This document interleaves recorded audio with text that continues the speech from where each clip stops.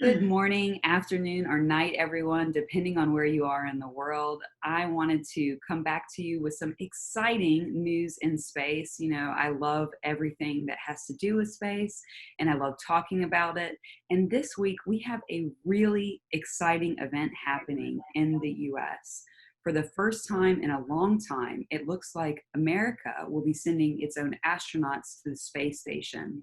And while I'm an expert in astronomy, I have a great friend and colleague that I work with who can actually tell us a little bit more about what goes on with the space technology and all of the inner workings of an important event like this.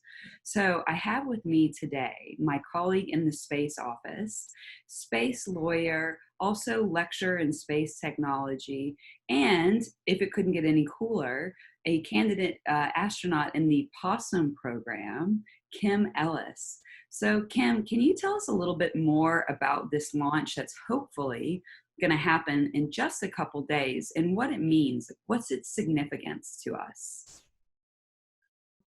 Good morning, afternoon, and whatever to everyone else. It would be cool if we had other people already on other planets listening in, but we don't, as far as we know.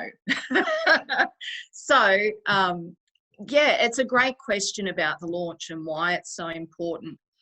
I think that what a lot of people aren't aware of is that every spacecraft that goes up into space is subject to licensing from the country it's launched from. So every country under the international law, under the Outer Space Treaty, which happens to be a real treaty, it's not science fiction, I promise you, every country has to authorize and supervise their launches and operations in space.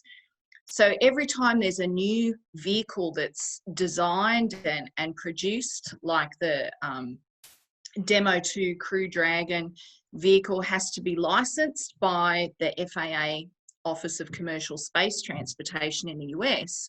They undergo a series of testing. They do it without crew in it, in this case for human spaceflight, and then they do it with crew. And then once this flight is complete, that vehicle will actually be certified to take astronauts to and from the International Space Station. So it's an exciting test that's happening in a couple of days.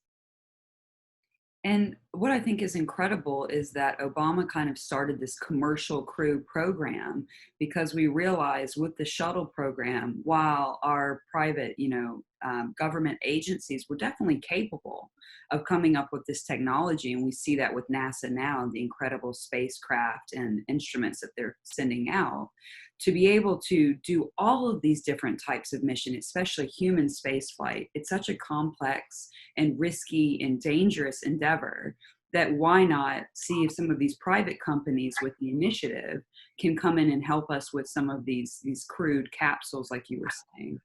And so the Dragon capsule will be the first crewed capsule to be launched by SpaceX. And so that's pretty exciting as well. Yeah, I think that, human space flight, we've had people on the space station continuously for a very long time. And so getting transport to and from the space station, it's not like you can catch a bus, really. They're all scheduled.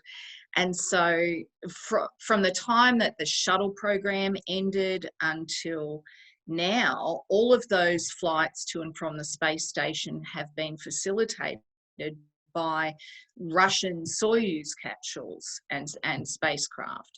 So what's interesting about this is that the introduction of the commercial crew program really created a catalyst to reducing the cost of every launch. So if you look at the cost of launch for the space shuttle program, every launch that occurred was roughly $1 billion in cost for the government. And so if you contrast that with around, I think it's $70 million for a launch from Russia for US astronauts to go to the space station. And then there's also, the cost of sending cargo to and from the space station. So it's not just crewed flights. So this public-private partnership that's happened between NASA and private companies in the US has really facilitated this reduction in cost, because of course you see that SpaceX has created vehicles which are reusable for launch and re-entry.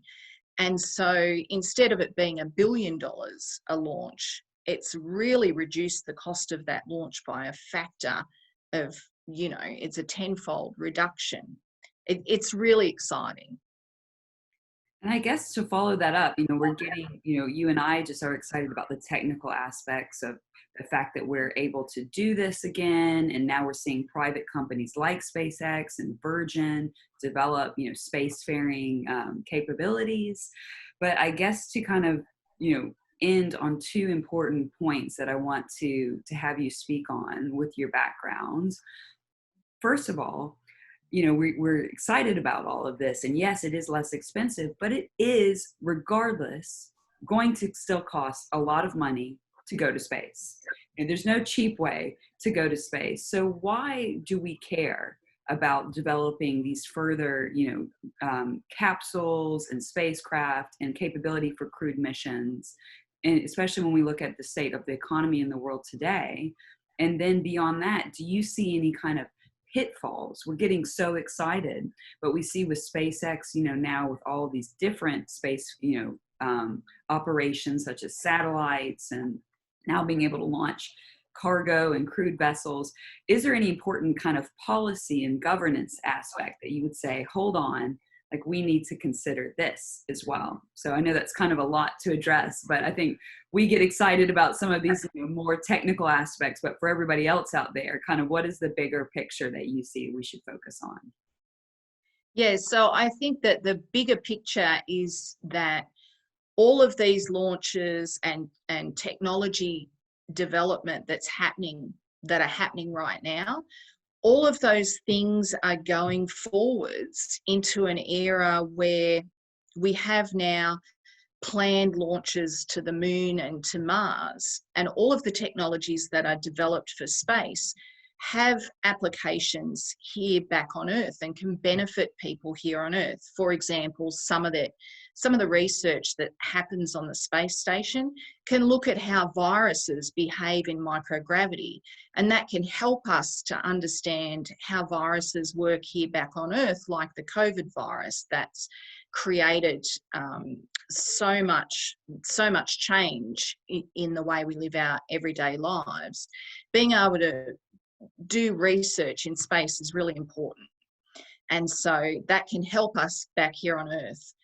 The other part of it is that as we develop these technologies and move further out into the solar system and become that multiplanetary species that Elon Musk has talked about so often, it's really important for us to be able to do that peacefully and collaboratively. And so all of the space policy that currently exists, the international law part that interfaces with every different country's national law, it's really important for us to be able to conduct operations sustainably, peacefully, and safely, so that space is, you know, available for everyone to access. As we know, space debris is a problem, and that's creating some issues with launching new satellites and spacecraft. And we want to make sure that moving forwards, that doesn't happen further out into the solar system. We want to make sure we can do that safely and be able to spread out and learn more about our solar system, you know, when and where we want to. And policy is a really important part of that picture to make sure that we all have access to space. Well, thank you so much, Kim, for such a thoughtful and comprehensive, you know, outlook and perspective on this launch. It's not just us sending a big rocket into space. It's the first and important step looking towards this new chapter of, again, global space capability and understanding how we can all work together to do things in space that will help us on the ground. So thank you everybody for joining. Kim, I can't wait to have you back on to discuss even more space technology news. So everybody stay tuned because we'll be back. Thank you. I look forward to it.